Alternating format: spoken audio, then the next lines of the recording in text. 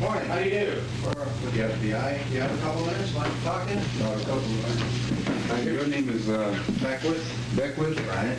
And yours is Fulton. Fulton. Right. From which? New York. New York. There's only one. only one here. Is probably what you assumed we came for, to obtain any information you want to give us about the Muslims. I didn't assume anything. No, that's a very general statement on my part, but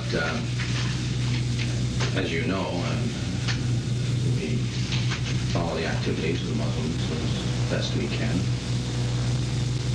but we're always looking for new avenues of information, and who better than the head of the Muslims. At least up to about a month ago or something like that. You're wondering how's your suspension status? No one knows but Mr. Muhammad. You have to ask him. You're still in the status as of now.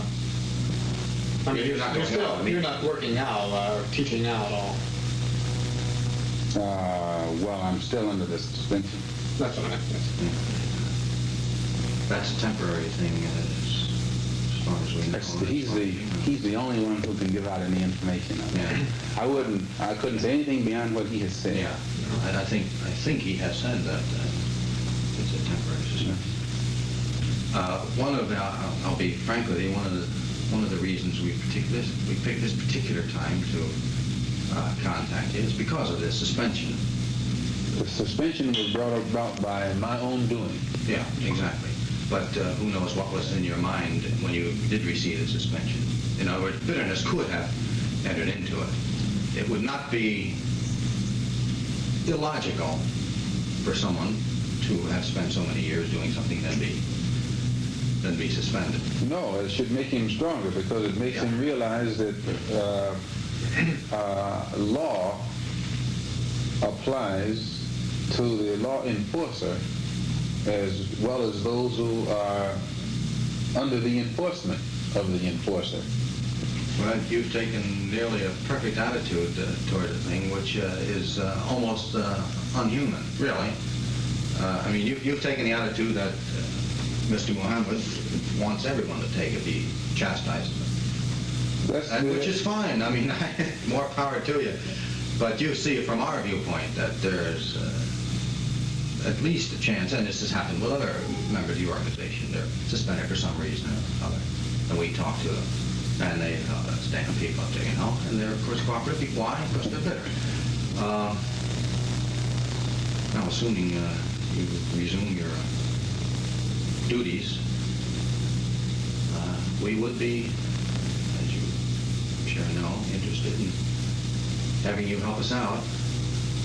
Help you out to do what? We're always helping out the government. We're cleaning up all of the crimes that Fine. we help it out more than it helps itself. We're at least able to reform the people who have been made criminals by this society, by the corruption of this society. And any way to help it out other than that, I wouldn't even know how to begin.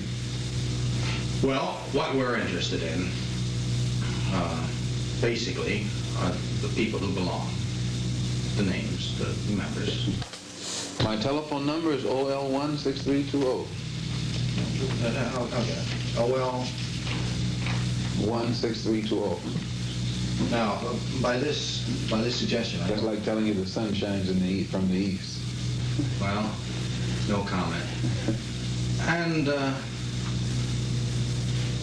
teachings, plans, the programs. No teaching is more public than ours, and I don't think you find anybody more blunt in stating it publicly than we do. No, exactly. I don't think you can go anywhere on this earth and find anybody who expresses their views on matters more candidly than we do. I can only agree with you. No, that's right. You're right. You do.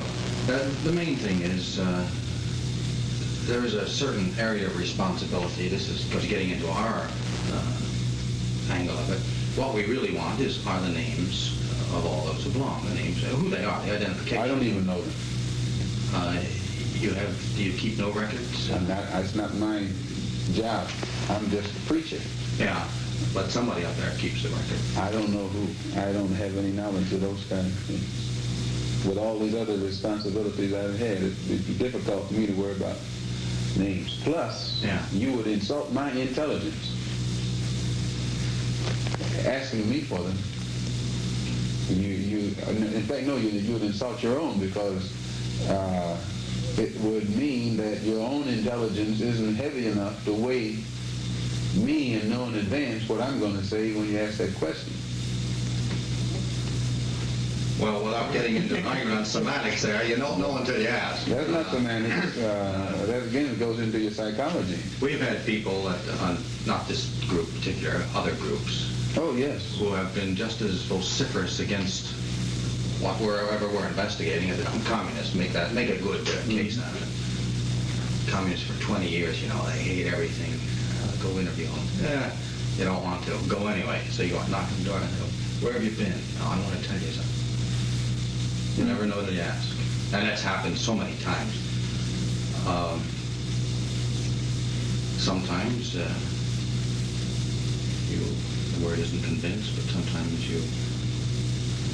money brings out the information. I have no intent to insult you here. According to Dillon, what's his name, the Secretary of Treasury, this government's money is in such trouble until... You can still spend it.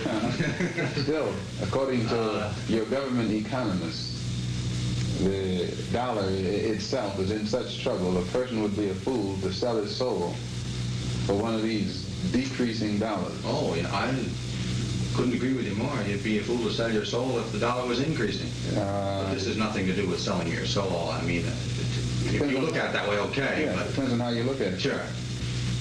You insult my intelligence when not only they insult me, period, if they think I would tell them anything. But it would be good, and I think in many ways it might be of some benefit to your organization. If in fact we can eliminate people. There's no government agency that can ever expect any information out of me that's in any way detrimental to any religious group or black group, for that matter, in this country.